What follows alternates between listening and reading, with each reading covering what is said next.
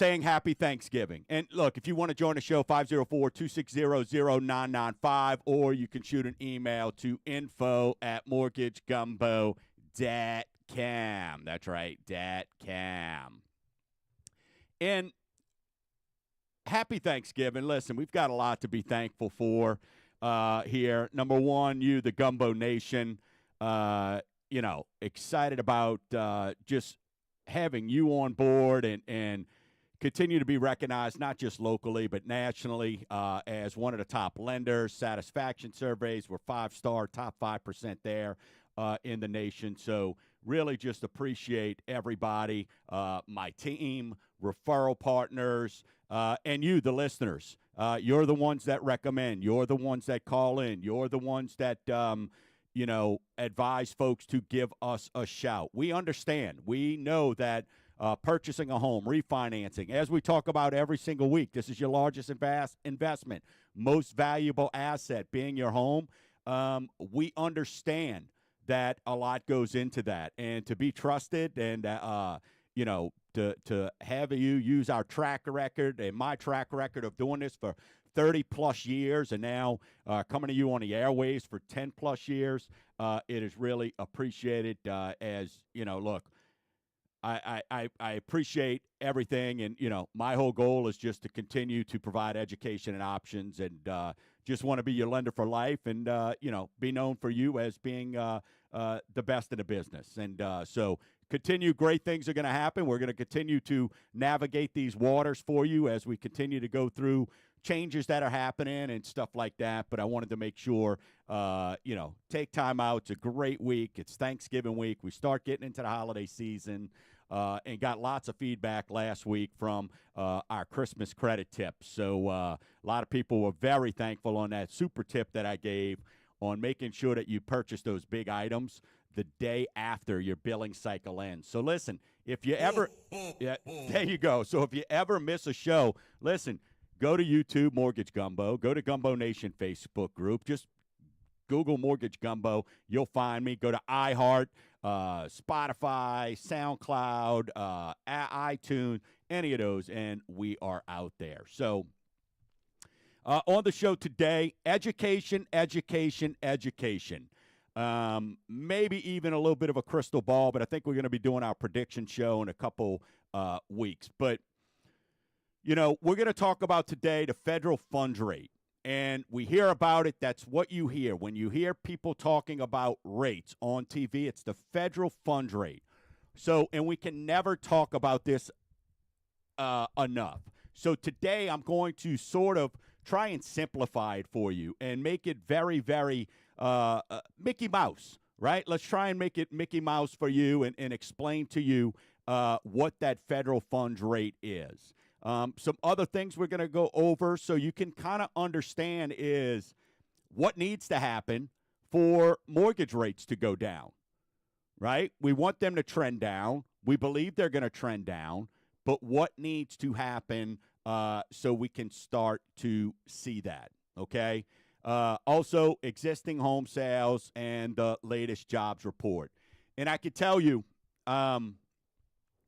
when we get into this latest jobs report, I could promise you it's probably going to upset you, and because it does me. And, so we're gonna get into that in detail. So, but let's kind of get started with existing home sales. Let's get that knocked out. So keep in mind, an existing home means the home's been lived in, right? The carpet's been walked on. The toilets have been flushed by somebody else, right? Somebody else has slept in that house before you. That is an existing, what an existing home is. Well, the numbers came out, and guess what? Everybody's excited about September. It came out 3.96 million homes. That's annualized. There wasn't 3.96 million homes sold in September, okay?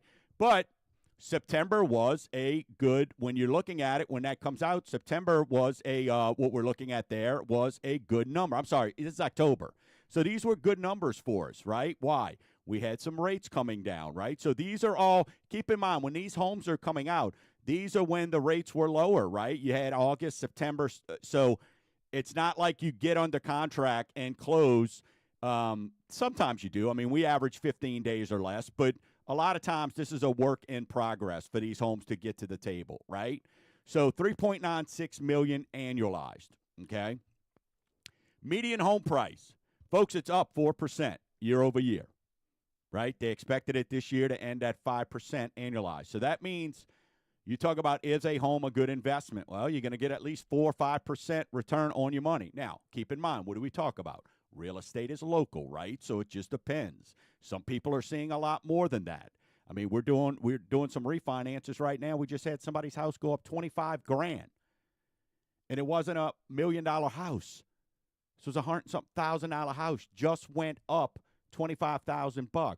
So again, the homes are working for you. They're doing what they're supposed to be doing. Average days on the market right now, so if a home's being listed, is 29 days. Now, we talked a couple weeks ago, Louisiana, Mississippi. Hey, you're in the 50, 60 range right now, right? So homes are sitting a little bit longer. However, that does not mean that home prices are coming down. So again, what I continue to tell my buyers and the realtors that I work with, and if you're listening to me and you're going to be calling me, okay, or you're a realtor saying, hey, I want to work with this guy, let's go give the seller what they're asking and ask for concessions. Let's not try and get them down $10,000 off of a sales price and then get no seller concessions. Remember, every $10,000 a home price goes up or down, you're looking at between $50, $60 a month.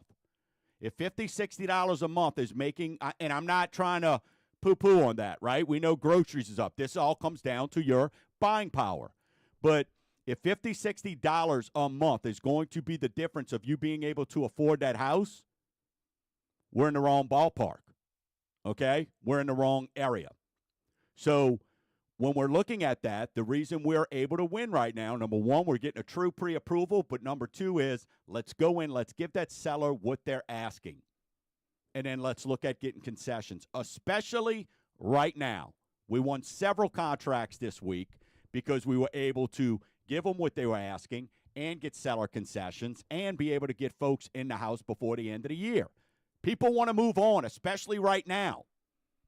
They want to get out, and you want to be able to, hey, get in there and then be able to write off all the stuff without waiting a whole full year. So average days on a market is 29. Sold above list price. Sold above list price, 19%. Last year, it was 28%. So even though rates are lower, right, less houses are going above list. So what does that tell you? People are dialing in. They know exactly what they're looking at. They know what they want to pay, and they're paying. But still, 1 out of 5 loans, Gumbo Nation, 1 out of 5 loans is still going above list price. So this is why you have to understand, and I get this question all the time. Well, the market's going to fall out, right? There's a bubble. No. Look what we're telling. How can you have a bubble? How can you have the market about to crash if 1 out of 5 homes, is still selling over list? That's not a crash, folks. That is not a crash. First-time home buyers, 27%. That's right in line with last year, same time. Cash buyers, 27%, right in line, right? So you got 1 out of every 3.3 buyers is a first-time home buyer. Right? Now, what I don't like that, hey, first-time home buyers, age is going up a little bit, right? Because toughness, affordability, stuff like that. So we get that. But are you aware of the programs, right? Or are you aware of what programs are available? So, again, are we going to have a housing crash? No. 1 out of 5 homes are still going above list. Okay? You have to understand what's available to you as well. Or are you working with someone that is trying to put you in a program that works best for them, or are they putting you in a program that's best for you? First-time home buyer this week. Another lender was telling them they had to put 10% because of their credit score. Well, all we did, credit does not scare us at Mortgage Gumbo. Does not scare us. So when you're looking at that, we help get people's credit up all the time. But even this, it just gives you an idea. They didn't like their credit score was under a 640. They were telling them they had to put down 10% to be able to get in a certain house. Not only did we need 10%, we were able to get them in the home with 3% and help them with down payment assistance.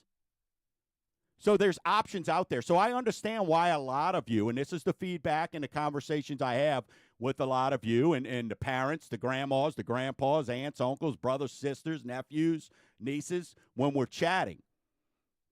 Because you hear certain things and you think, oh my gosh, that's why we're here. To make sure that you are aware of what options are there for you. Okay?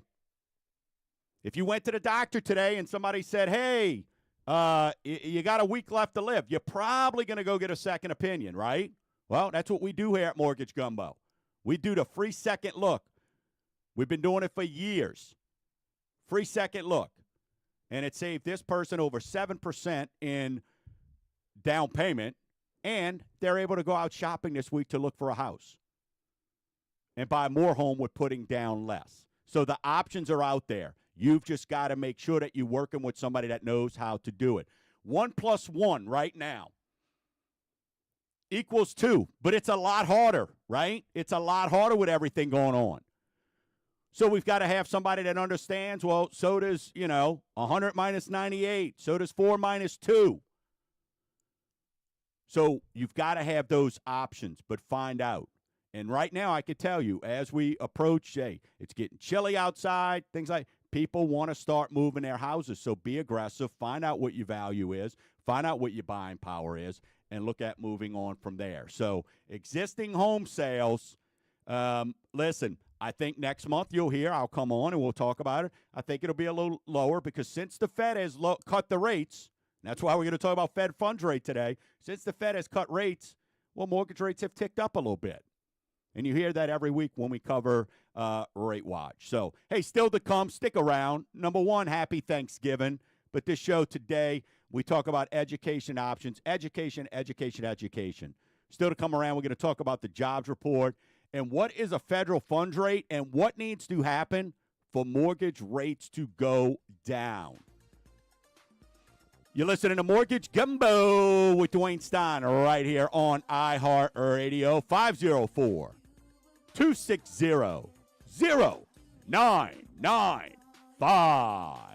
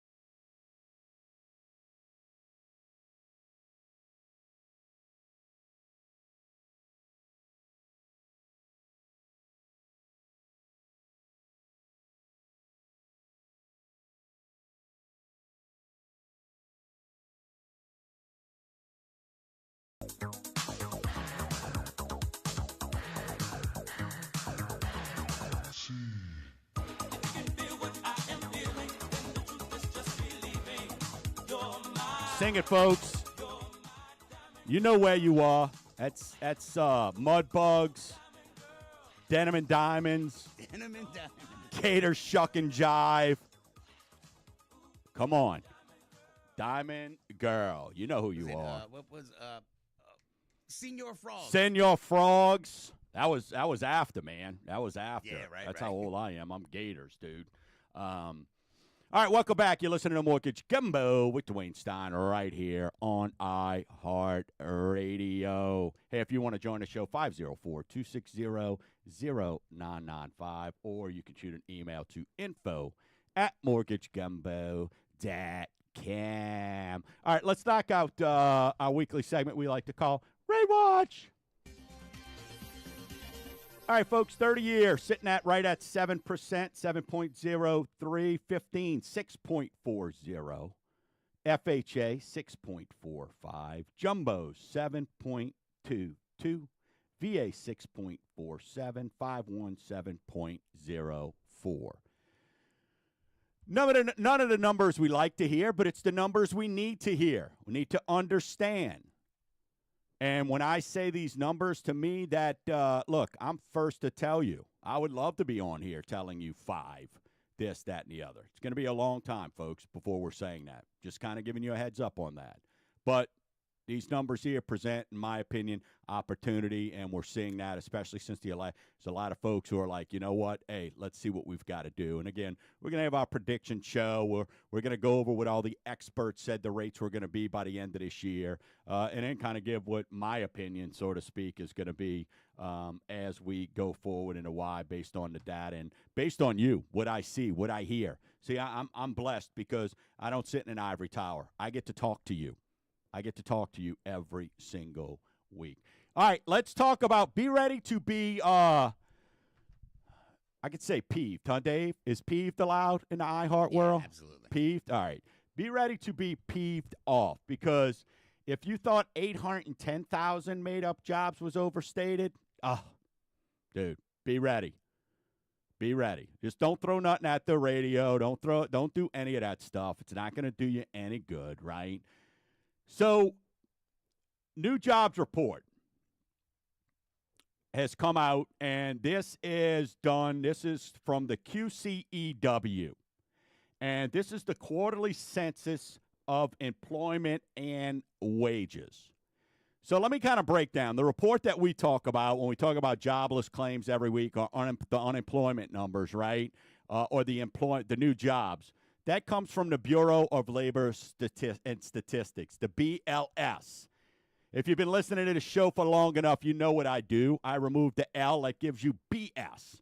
So other than Barbara Stein, my phenomenal mother, it also goes with that's a bunch of BS, right? We know what that means. Bull dinky. So we thought Q1 of 23 to Q1 of 24. 810,000 made-up jobs was a big number. Well, how about this? We're now up to 1.2. Q2 of 23 to Q2 of 24. Okay? All these months when they were raising rates and, because people kept getting hired and everything was amazing. 1.255 million jobs. That's 100,000 made-up jobs a month, right? You see how you do the math from Chalmette, but 1.25 million, divide that by 12, and that's 100,000 jobs a month that we were told that the market had that did not. And why were we being told this? Because they wanted to raise the rates, right? They wanted to make sure that the rates were staying elevated. So you've got to understand, and this is where I want to, because I get on here and I tell you, and I know people love the data, man. They love it, love it, love it. Let me just kind of explain what the BLS does. The BLS looks at the non-farm payrolls, manufacturing, healthcare, leisure and hospitality, all those things. But here's the thing, folks. Here's the things. They survey 670,000 businesses. Sounds like a ton, right? Okay? But the QCEW, They survey 12 million businesses. This is roughly 90% of the workforce. So where do you think you're going to get better numbers from? Right? It's a much better database. And when you look at what has happened, when you go 100,000 jobs, well, it's only going to get worse, because at the end of the day, when you're looking at this, let's talk about where we're at right now. Think about this. We've got all the seasonal jobs going on, right? And rightfully so. Somebody at the mall's wrapping Christmas paper. Somebody's got to dress up as Santa Claus. Or, I'm sorry, for those kids listening, we got to bring Santa down from the North Pole to go sit and take pictures with everybody. We got to bring all Santa's little elves in. Somebody's got to take the picture. Somebody's got to wrap presents. Somebody's got to handle the influx of shoppers that are out there right now. So when you're looking at this, folks, this is what I want you to understand. We always have a little bit. So expect these weekly job reports are going to come out, and probably if those aren't good, then it's really going to give you a gauge, okay? But here's what I look at more than anything, and it's this number here. 1.9 million in continuing claims. And for those who may just be joining Mortgage Gumbo, listen, we're going to talk about more. We talk about, but the whole premise of the show is educating you and giving you the whys of what's going on. Not just, hey, here's the rates, call, let's do a loan. No. Let's educate you. Let's try and look into the future, right? But here's the report that gets me. 1.9 million in continuing claims. And why is that important? And for some of you who have never had to be on unemployment, congratulations. Dave, you ever had to be on unemployment? During Katrina. Okay. Yeah, it was sweet. Okay. Right. So sweet. Right. So, but eventually that runs out. And for those who don't know, it's a 26-week deal, right? Unemployment, they pay you for 26 weeks. So how many folks, based on that you're hearing about these made-up jobs, how many folks are not even getting counted anymore because they're over the 26 weeks? And that 1.9 million is all-time high, highest in 15 years, whatever it is. So a lot of this, folks, and as we get into what do we need for rates to go down, and look, this is Mortgage Gumbo. It's my show, so it's my opinions. And if you have something, shoot me an email, call it. You know what I'm saying? I have no problems having discussions. But when you're looking at this, a lot of this is because what was happening is these are manufactured numbers, right? These are manufactured numbers. So now imagine if for the last 12 months, they'd have been reporting 100,000 less jobs every single month.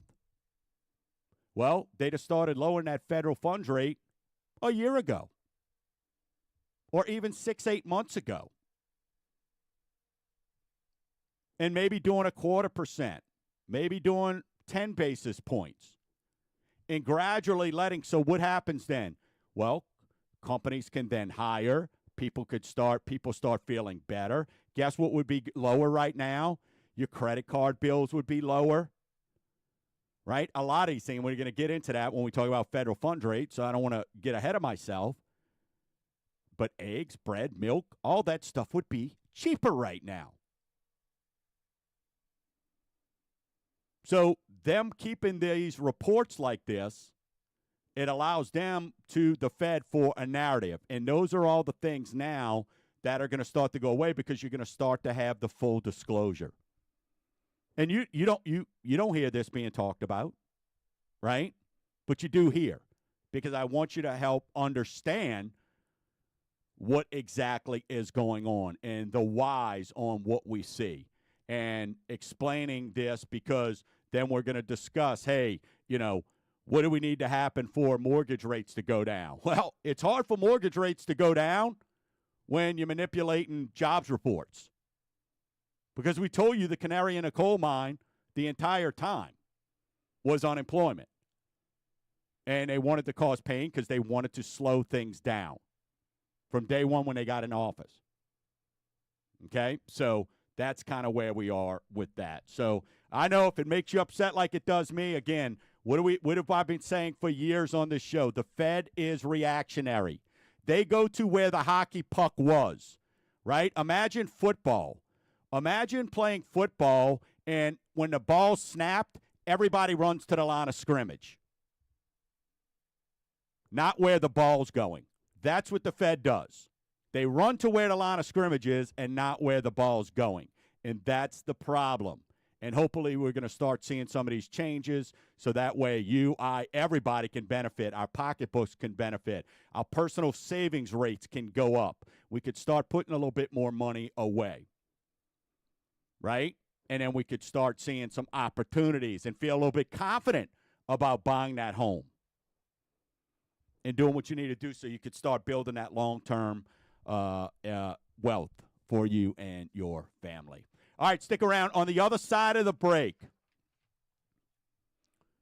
we're going to be talking. We got two big things. What needs to happen for mortgage rates to go down, and what is the federal funds rate?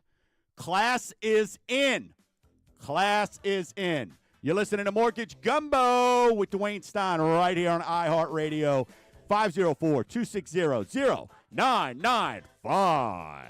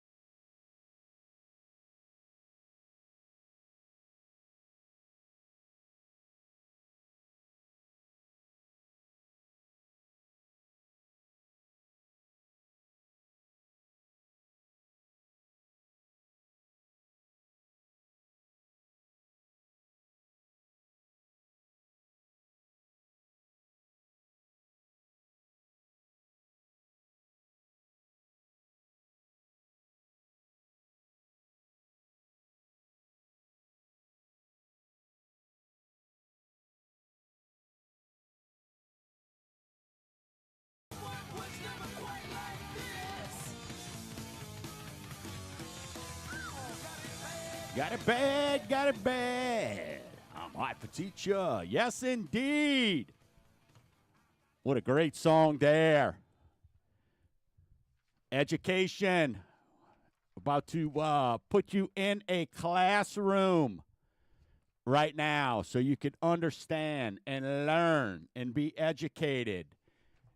Everybody talks about rates. Everybody. Rates. What are rates? What is this? So we're going to explain when you hear the folks on TV talking, they're talking about the federal funds rate. And I've talked about this and I've explained the difference between this and mortgage rates for a long time. But I thought, you know what? Let's emphasize because, hey, why did the Fed cut rates but mortgage rates went up since they did that?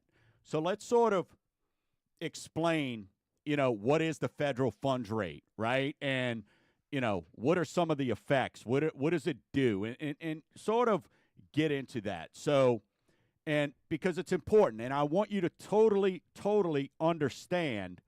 I want you to totally understand what the federal funds rate is. It's important because it does affect your everyday life.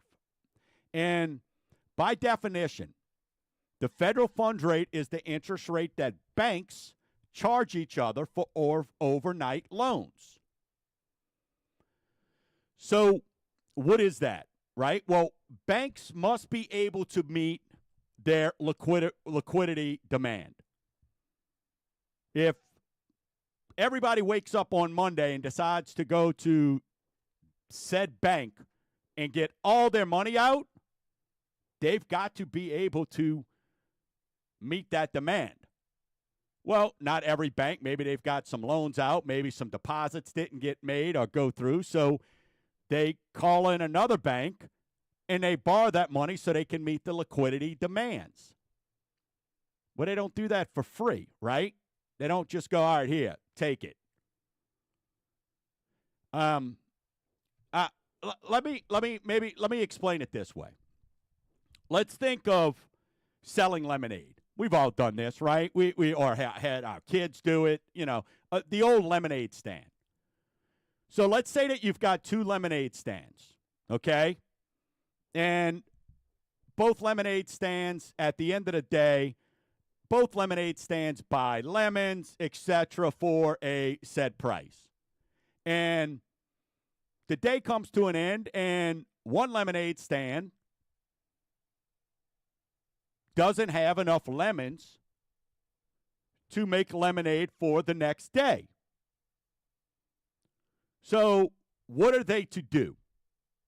Well, they call lemonade stand A across the street and go, hey, can I borrow some lemons from you so I can make lemonade? Bank A says, sure, or lemonade stand across the street says, yes, you can. But for you to come get those lemons, for me to bring you those lemons, and for you to take those lemons and for you to hold them in your fridge overnight so you're ready to go in the morning, there's a charge for that. Because now it's not sitting in my bank making money. That is the federal funds rate, what they charge to each other. Okay? So that is what that is. So it's understood what banks charge to each other. It's short-term loans, folks. So the banks, it's an overnight rate for the banks, but where do you most commonly see the federal funds rate having an effect? Credit cards, auto loans. Those short-term loans. Student loans, right? These are the ones that variable rate mortgages.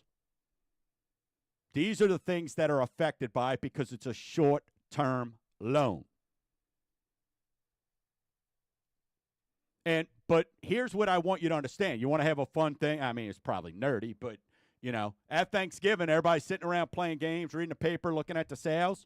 Ask your family, hey, what's the federal funds rate? Anybody know what the federal funds rate range is? Because everybody talks about rates. It's the drunken uncle syndrome. That's what I love about Thanksgiving, right? Everybody's got that uncle that knows everything about everything. Hey, what's the federal funds rate? And I'm joking. You're not going to do this because it's nerdy, but it's between 4.50, 4.75 right now. So A higher federal funds rate, things are more expensive. Keep in mind, this federal funds rate was at zero forever and a day. And what did the Fed do? They came in and slammed us in an 18-month period, raised it from 0 to 4 point, to 5 point. We're down 75 bips to 5.5. They hammered us. And nobody can budget for that. Nobody can. But that's also now, what is a little bit of a benefit of the federal funds rate? Well, look at all of us. You went in and what did you do? Hey, maybe you put your money in these money markets, or you're checking it, you're checking in your savings account at your local bank. That was giving you a nice return, maybe giving you 4, 5, 6%. Because you were putting those deposits in, so they were giving you that because what were they doing? Well, hey, now they're needing money to lend out. So they've got more of it, so they give it to you to keep your money in there. Remember the days of zero checking? Remember the days? I remember when I was a kid, my parents go and they go and deposit some money and came out with a microwave. Then forever you had zero checking. Free checking sounded great. You know why? Because the Fed funds rate was at zero. So how can they give you a return on your money when they're not getting anything? Money's just passing around.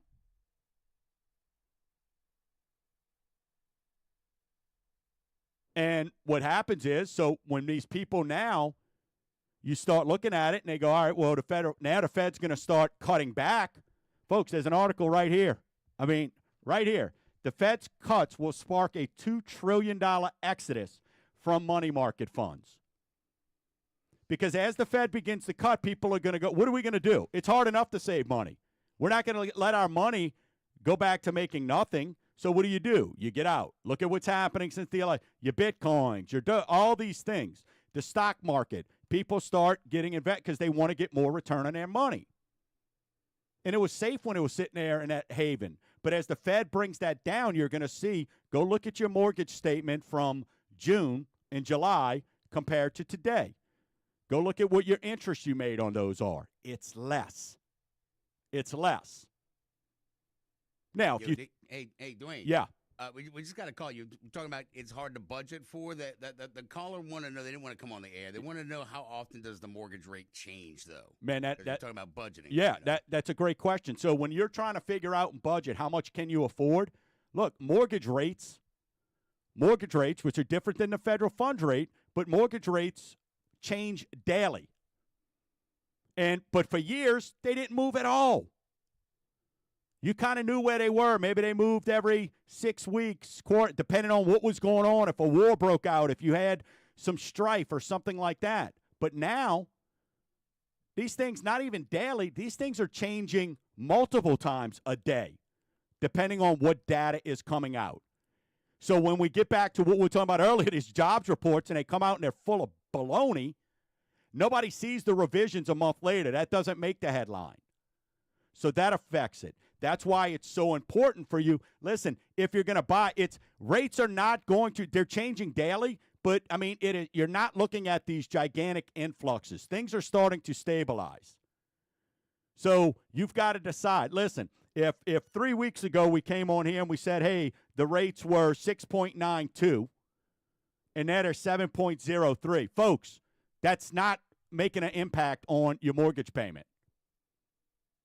We'll get the seller to pay a little bit of that. So rates are changing. And again, what I've said for 30-plus years, the pain of the rate going up is much worse than the euphoria of it going down. So that's a great question there. But the federal funds rate, folks, it's a seesaw. They want to raise to slow things down. They want to lower to speed things up. Raise to slow it down. Lower to speed things up. So where are we going to go? Where are we going to go? And I think right now, until things kind of calm down politically, you're going to see some headbutting, two rams that are just hammering each other. And you're going to see, Whether Trump comes in with these tariffs and things like that, that's why I'm saying this is a roller coaster. It's ebbs and flows. It's not going to be a free fall. And when you start looking at what some of these folks are predicting for the end of next year, folks, they're not predicting 5.5% mortgage rates. They're not. They're predicting the rates to stay at 6.5%, 6 to 6.5%. That's a quarter point or so where we're at right now. So again, what are you waiting for? But that's kind of a breakdown there of what the federal funds rate is. I think that's important for you to know and just to understand how it works. So keep that in mind. If the feds want to slow things down, they raise the rates. When they want to speed things up or they think things are going to be okay, they lower the rates. And at the end of the day, they should have been doing this over the last year and a half based on these numbers that are coming out with the unemployment numbers, and we'd be in a lot different situation. But they go where the puck is. They go to where the play started, not where the ball's going. And until we get that mindset changed, these are kind of the things we're going to have to deal with. Hey, still to come on the other side of the break. We got a segment left. Hey, if you want to get your questions in, info@mortgagegumbo.com or call the studio. But what is it going to take? What is it going to take for mortgage rates to go down? I'm going to give you my opinion. I'm going to let you know, kind of point out a couple different things, go down a little bit of a list of what we need and see where some of these trends are going. Don't go anywhere. I will find you. Happy Thanksgiving. You're listening to Mortgage Gumbo with Dwayne Stein on iHeartRadio, 504-260-0995.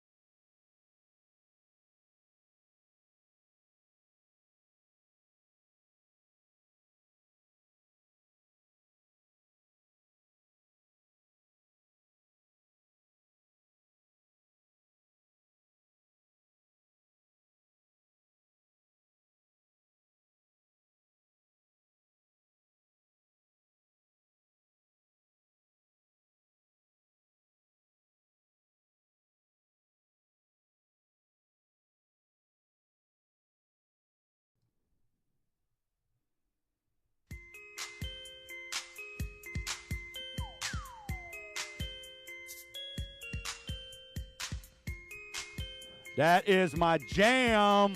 A little Debbie Dab. When I hear music. Welcome back. You're listening to Mortgage Gumbo with Dwayne Steiner right here on iHeartRadio.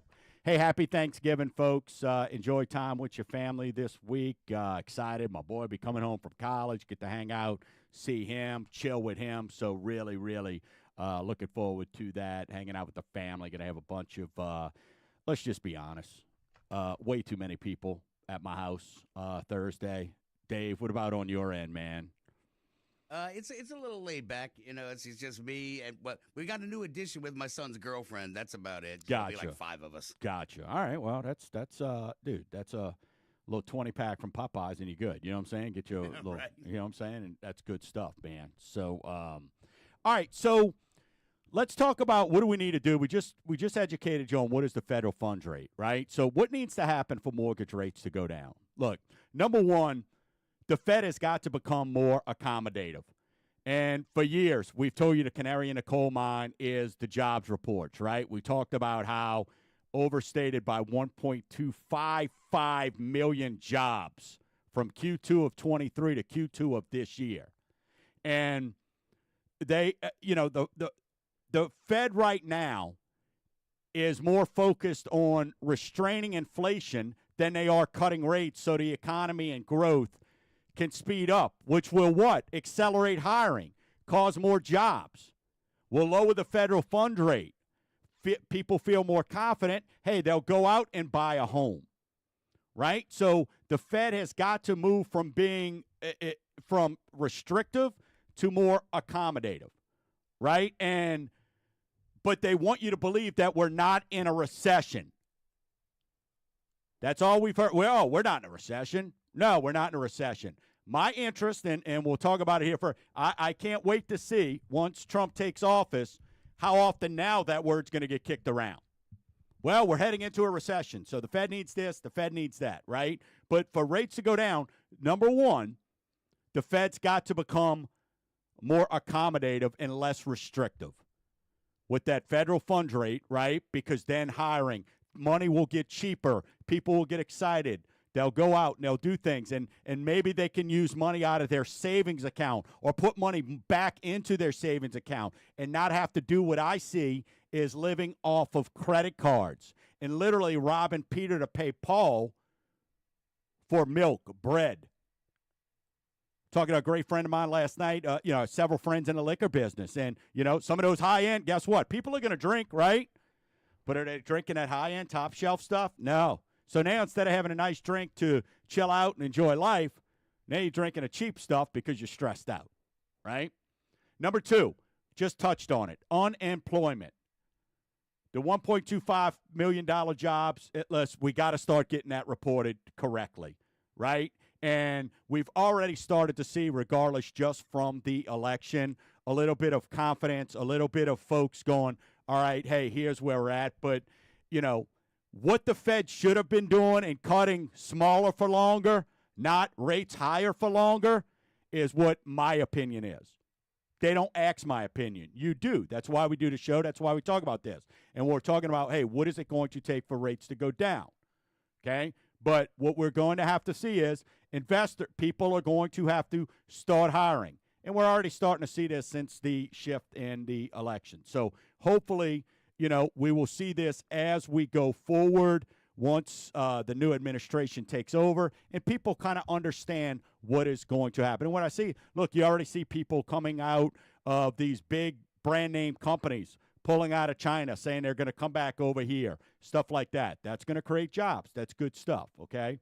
Number three, the 10-year yield needs to come down. It's what we just spent time talking on, right? And as we've been discussing here, this is a safe haven, right? This is a safe haven, so to speak. Treasury bonds is what people have been buying for as long as they've been doing it because it's a safe space. Folks, your 401ks, they're full of mortgage-backed securities. They're full of treasury yields because it's a safe haven. When things happen, right, then people go to your treasury yields. They go to that because they know chances are you're going to pay back your mortgage. So they go to these treasury yields, which are then tied to bonds, right? Security bonds.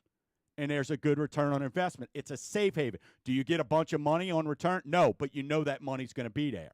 These T-bills, right? A lot of people you've heard have been doing that, okay?